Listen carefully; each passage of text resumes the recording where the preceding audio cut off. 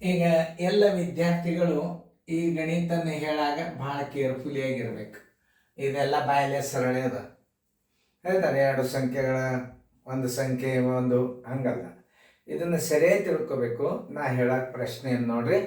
ಪ್ರಶ್ನೆಯನ್ನು ನಾನು ಚರ್ಚೆಯೊಂದಿಗೆ ನಿಮಗೆ ನಾ ತಿಳಿಸಿ ಹೇಳ್ತಾನು. ಏನು ಇರಂಗಿಲ್ಲ, ಏನು ಇರ್ತದ ಅದನ್ನು ನೀವು ತಿಳ್ಕೊಬೇಕು ಮೊದಲು.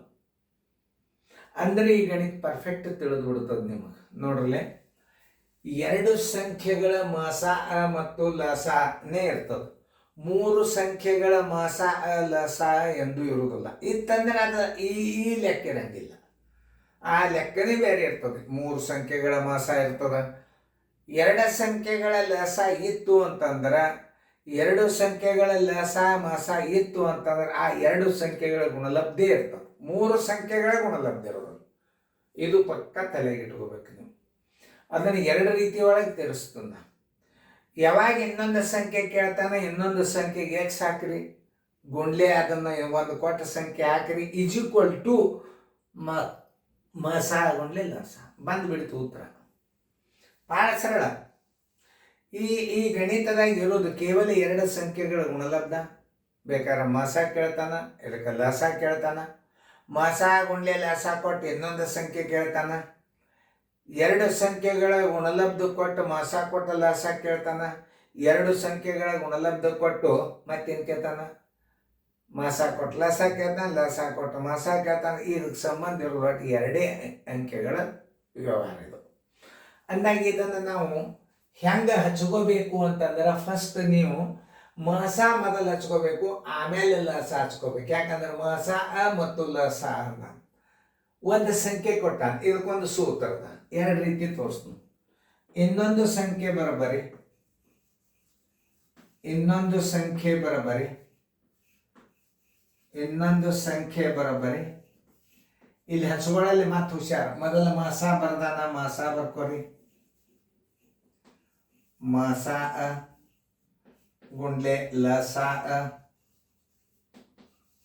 ಸರ್ವಾಸ್ವಾಲೆ ಒಂದು ಸಂಖ್ಯೆ,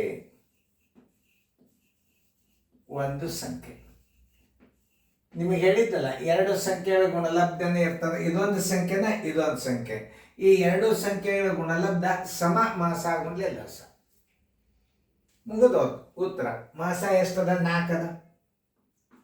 4 ಗುಂಡ್ಲೆ ಲಸ 48 ಅದ.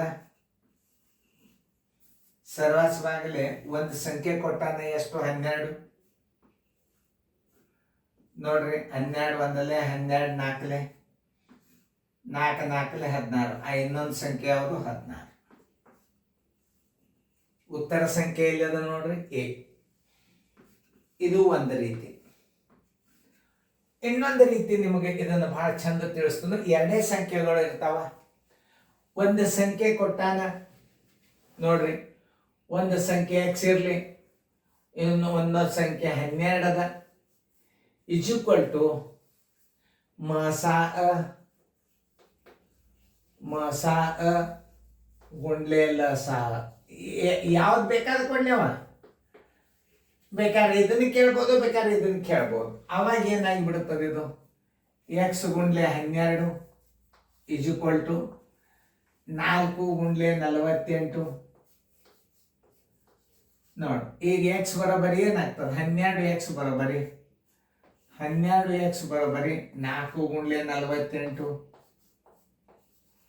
ಎಕ್ಸ್ ಇಸ್ ಈಕ್ವಲ್ ಟು 4 ಗುಂಡ್ಲೆ 48. ಇದು ಎಕ್ಸ್ ಬರ್ಬೇಕಾದ್ರೆ 12 ತಳಗೆ ಹೋಗ್ತದ. ನೋಡಿ, 12 ಒಂದ್ಲೆ, 12 ನಾಲ್ಕಲೆ, 4 ನಾಲ್ಕಲೆ 16. ಎಕ್ಸ್ ಇಸ್ ಈಕ್ವಲ್ ಟು ಇನ್ನೊಂದು ಸಂಖ್ಯೆ, ಇನ್ನೊಂದು ಸಂಖ್ಯೆ, ಇನ್ನೊಂದು ಸಂಖ್ಯೆ ಇಸ್ ಈಕ್ವಲ್ ಟು 16. ಉತ್ತರ ಸಂಖ್ಯೆ ಎ. ನೋಡಿ, ಹಿಂಗೂ ಮಾಡ್ಬೋದು ನೀವು. ಈ ರೀತಿಯನ್ನು ಮಾಡ್ಬೋದು, ಈ ರೀತಿಯನ್ನು ಮಾಡ್ಬೋದು. ಯಾವುದೇ ಒಂದು ಸಂಖ್ಯೆ ಎರಡು ಸಂಖ್ಯೆಗಳ ಗುಣಲಬ್ಧ ಇರ್ತದೆ. ಇದೊಂದು ಪಕ್ಕ ತಲೆಯಾಗಿ ಇಟ್ಕೊಂಡು ಬಿಡ್ಬೇಕು ನೀವು. ಎರಡು ಸಂಖ್ಯೆಗಳ ಗುಣಲಬ್ಧ ಕೊಟ್ಟು ಮಾಸ ಕೇಳ್ಬೋದು, ಎರಡು ಸಂಖ್ಯೆಗಳ ಕೊಟ್ಟು ಕಿಸನ್ ಲಸ ಕೇಳ್ಬೋದು, ಎರಡು ಸಂಖ್ಯೆಗಳ ಮಾಸ ಗುಂಡ್ಲೆ ಲಸ ಕೊಟ್ಟು ಇನ್ನೊಂದು ಸಂಖ್ಯೆ ಕೇಳ್ಬೋದು, ಒಂದು ಸಂಖ್ಯೆ ಕೊಟ್ಟಿರ್ತಾನೆ. ಯಾವುದೇ ಒಂದು ಸಂಖ್ಯೆ ಕೇಳ್ಬೇಕಾದ್ರೆ ಒಂದು ಸಂಖ್ಯೆ ಕೊಟ್ಟಿರ್ತಾನೆ. ಮಸ ಗುಂಡ್ಲೆ ಲಸ ಕೊಟ್ಟ ಅಂತಂದ್ರೆ ಒಂದು ಸಂಖ್ಯೆ ಕೊಟ್ಟಿರ್ತಾನೆ. ಮಸ ಗುಂಡ್ಲೆ ಲಸಾಕ್ ನೀವು ಗುಣಲಬ್ಧಕ್ಕೆ ನೀವು ಕೊಟ್ಟ ಸಂಖ್ಯೆಯಿಂದ ಭಾಗಿಸಿದ್ರೆ ಇನ್ನೊಂದು ಸಂಖ್ಯೆ ಬರ್ತದ. ಇದನ್ನು ಸರಿಯಾಗಿ ತಿಳ್ಕೊಂಡು ಈ ಗಣಿತ ಪ್ರತಿ ಸಲ ನವೋದಯದಾಗ ಬೀಳುತ್ತದ. ಕೇರ್ಫುಲಿ ಆಗಿರ್ರಿ. ಇನ್ನೊಂದ್ಸಲ ಚೆನ್ನಾಗಿ ತಿಳ್ಕೊರಿ. ಇನ್ನೊಂದು ಸಂಖ್ಯೆ ಬರೋಬ್ಬರಿ ಮಸ ಗುಂಡ್ಲೆ ಲಸ ಸರ್ವಸ್ವಾಲೆ ಒಂದು ಸಂಖ್ಯೆ ಅಥವಾ ಕೊಟ್ಟ ಸಂಖ್ಯೆ ಇದೆಲ್ಲ ನಿಮ್ಗೆ ಗೊತ್ತದ, ಈಸಿ ಇರ್ತದ, ಮಾಡ್ತೀರಿ. ಆದ್ರೆ ಪರ್ಟಿಕ್ಯುಲರ್ ತಿಳ್ಕೊಬೇಕು. ಅದನ್ನು ಹಂಗೂ ಮಾಡ್ಬೋದು, ಹಿಂಗೂ ಮಾಡ್ಬೋದು. ಚೆನ್ನಾಗಿ ಫೇರ್ದಾಗ ಬರ್ಕೊಡ್ರಿ.